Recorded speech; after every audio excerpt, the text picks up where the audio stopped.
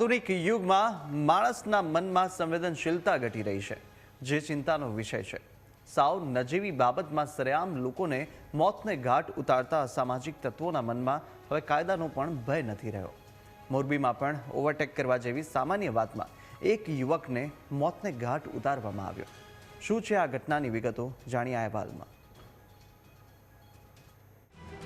મોરબીના શનાળા રોડ પર સામાન્ય બાબતે સર્જાયેલી તકરાર હત્યાના ગુનામાં પરિણમી।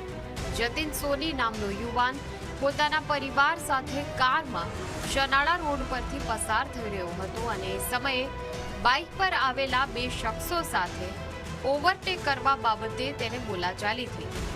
સાવ સામાન્ય બાબતમાં શરૂ થયેલી આ બોલાચાલી ઉગ્ર સ્વરૂપ ધારણ કરતા નંદા અને ભૂરિયા નામના બાઇક સવાર બે શખ્સોએ જતીન સોનીને છરીના ઘા મારી તેના પર જીવલેણ હુમલો કરી દીધો। ગંભીર રીતે ઈજા પામેલા જતીનને લોહીલુહાણ હાલતમાં હોસ્પિટલ ખસેડવામાં આવ્યો હતો, પરંતુ સારવારમાં પણ તેનો જીવ બચી શક્યો નહીં। ત્યારે આ ઘટનાને પગલે મૃતકના પરિવારજનો પર જાણે આભ તૂટી પડ્યું છે। ઘરનો આધાર સ્તંભ એવો જુવાન જોધ દીકરો ગુમાવી બેસતા પરિવારજનો ઊંડા આઘાત સાથે ન્યાયની માંગ કરી રહ્યા છે। મારા ભાઈએ ખાલી હોરન માર્યા હતા બે ત્રણ એને, પણ એને ચાઈને અમને જગ્યા નહોતી દેવી, એટલા માટે થઈને એને સ્કૂટરને સ્ટોપ કર્યું અને સીધો એ મન ભાવીને ગાળું બોલવા માંડ્યો હતો અને મારા ભાઈને એને ચાઈને ઉકસાવ્યો હતો અને ગાડીમાંથી એને ખાલી બોલાચાલી પૂરી થઈ ગઈ ને તો ફરીને આવીને પોતાનું સ્કૂટર પાર્ક કરીને ત્યાંથી જે ડ્રાઇવિંગની સીટ હોય ને અહીંયા આવીને એને કોલર ખેંચીને બહાર કાઢીને એને છરીનો ઘા માર્યો છે। મારે આજે વાસ્તુ હતું એટલે ભાઈ તેડીને આવતા હતા, મોરબી પહોંચી ગયા અને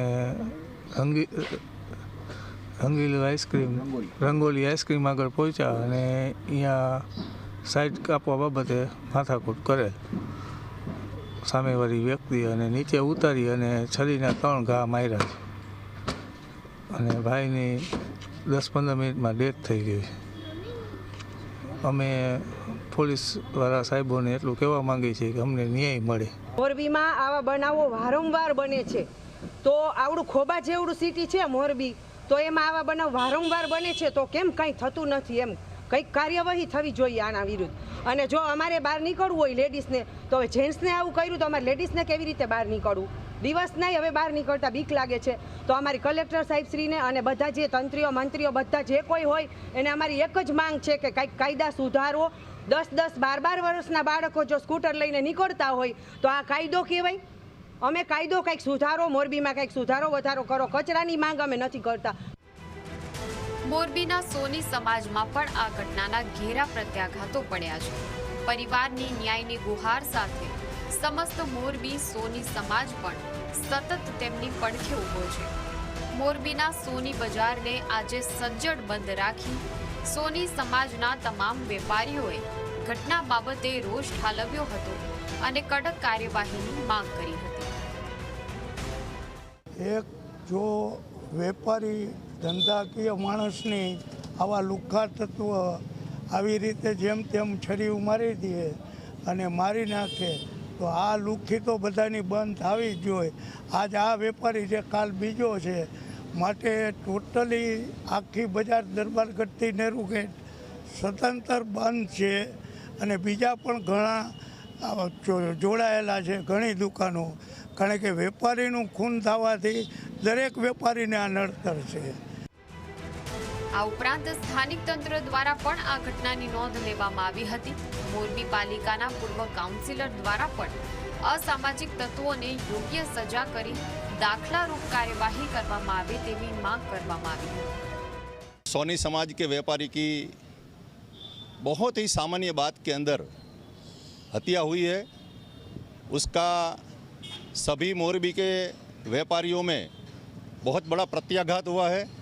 आज पूरी सोनी बाजार बंद रखी हुई है और ऐसे गुंडा तत्वों को ज़्यादा से ज़्यादा नसीहत की जाए, उसके लिए हमारी मांग है। कल पुलिस ने कार्यवाही तो तुरंत शुरू कर दी है और सबको पकड़ भी लिया है, लेकिन उसकी ज़्यादा से ज़्यादा नसीहत हो और केस को मजबूती से रजू किया जाए, ऐसी हमारी डिमांड है।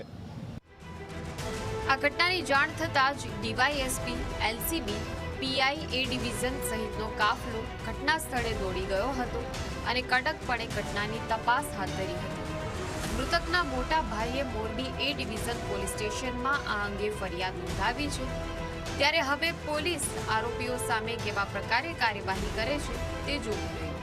Harnish Joshi, news capital, Morbi.